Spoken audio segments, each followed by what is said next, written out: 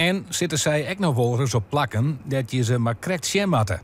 Het is zeker een behoorlijke uitdaging vergeleken met het platteland. Want het platteland hoef je maar een sloot te checken die er eigenlijk opzij zit. Of een groep ganzen, nou dat is best overzichtelijk. In een bos lopen is natuurlijk een stuk moeilijker, maar daar hoeven de watervogels niet te tellen. Maar in de stad, nou ja, al die kademuurtjes, al die gebouwen, alles wat in de weg zit, zit slalommen overal tussendoor.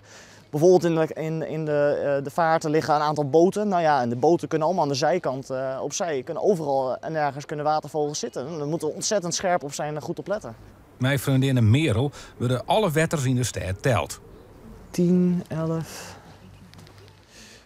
11 soepeend. Hoeveel heb je daar aan die kant? 6. Heel drok is het net met wettervogels in Ljouwert. Dat komt toch het waar. Als het koud begint te worden in Friesland, dan zie je eigenlijk dat de watervogels, en dan heb ik het vooral over de eenden en de meeuwen, die trekken echt de steden in.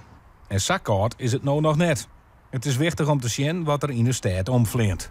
De natuurgebieden worden van oudsher al heel lang geteld. Maar de stadsecologie, hoe het in de stad gaat met van alles en nog wat, dat is eigenlijk een vrij nieuwe tak van sport. Dus daar is nog vrij weinig over bekend. En het is juist, ik vind het zelf altijd heel erg leuk om een beetje te pionieren, te kijken van wat er nog niet bekend is. Kan ik daar een beetje kennis extra aan toevoegen.